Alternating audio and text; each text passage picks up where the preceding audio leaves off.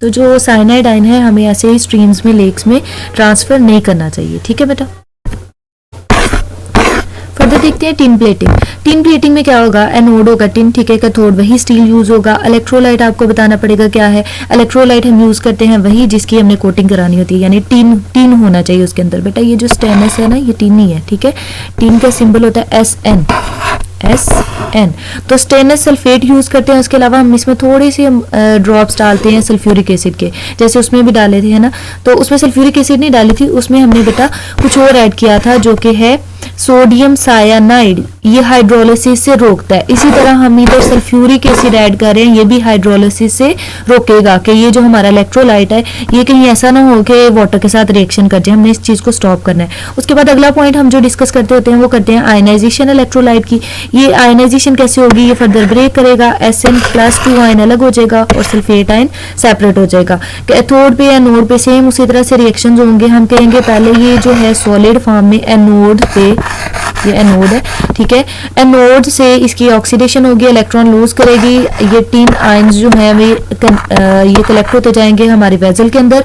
और उसके बाद हम कहते हैं फर्दर ये जब कलेक्ट होते जाते हैं तो पास ही हमारे पास कैथोड है जो कि स्टील है, ये उसके ऊपर जाके रिडक्शन करके डिपॉजिट होते जाते हैं। तो रिएक्शन काफी सिमिलर है। उसके बाद इसके बारे में एक जनरल पॉइंट ये है कि ये इसका यूज कहाँ पे हो रहा है। तो ज्यादातर जो फूड कैन्स होते हैं ना उनके ऊपर प्लेटिंग किसकी कराई जाती है, टिन की प्लेटिंग कराई जाती है। उसके बाद बेटा लास्ट पे है क्रोमियम प्लेटिंग।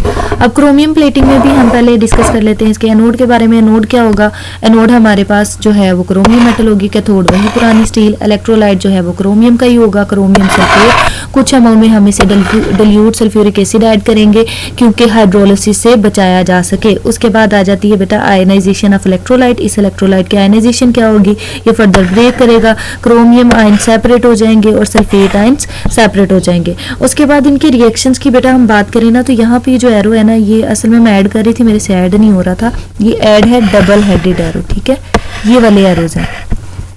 तो मैंने आपको जस्ट क्लैरिफाई करने के लिए वो एरो बना दिए ताकि आपके सामने कुछ तो हो ना, ठीक है। तो एनोड जो है हम कहते हैं एनोड से क्रोमियम मेटल, एनोड क्रोमियम का ही बना हुआ ना, क्रोमियम मेटल आएगी, आगे आयंस बना देगी, वो आयंस इलेक्ट्रोलाइट में होंगे, इलेक्ट्रोलाइट से मूव करेंगे कैथोड की तरफ, कैथोड पे जाके रिडक्शन होगी और दोबारा से क्रोमियम मेटल कैथोड यानी कि स्टील के ऊपर जाके डिपॉजिट होती जाएगी। अब इसके बारे में बात कोई देख लेते हैं। बात क्या दी हुई है इन्होंने, कहते हैं क्रोमियम जो है उसको हम ऑटोमोबाइल पार्ट्स जो होते हैं ना गाड़ियों के, उनके ऊपर हम ना इसकी प्लेटिंग कराते हैं। जो स्टील यूज होती है गाड़ियों में उसके ऊपर किसकी प्लेटिंग कराई जाती है, क्रोमियम की।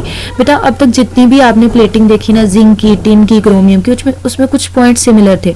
आप एनोड बताते हो, आप कैथोड बताते हो, आप इलेक्ट्रोलाइट बताते हो, फिर इलेक्ट्रोलाइट के आयनाइजेशन बताते हो, एनोड और कैथोड पे रिएक्शन बताते हो और एक जनरल बात बता देते हो कोई भी इनकी, ठीक है। तो हर एक में ना प्रिंसिपल सेम है। मैंने कुछ इसको और ऑर्गेनाइज भी ऐसे किया, आप इधर से भी याद कर सकते हो ताकि आप एक याद करो ना तो दूसरे को याद करने में आपके लिए आसानी हो। आल्सो बेटा एक और चीज यहाँ पे है कि क्रोमियम जो है ना, ये पॉइंट मैंने स्टार्टिंग पे मेंशन किया है, क्रोमियम जो है ये कभी भी डायरेक्टली जो है स्टील के ऊपर एडहेयर नहीं करता। मतलब स्टील जो है इसके स्टील पे जाके अटैच डायरेक्टली स्ट्रांगली नहीं होता, इतनी स्ट्रांगली ये अटैच नहीं होता। तो हम क्या करते हैं, पहले हम स्टील ले लेते हैं और स्टील के ऊपर या तो कॉपर की कोटिंग थोड़ी सी करा लेते हैं या फिर निकल की।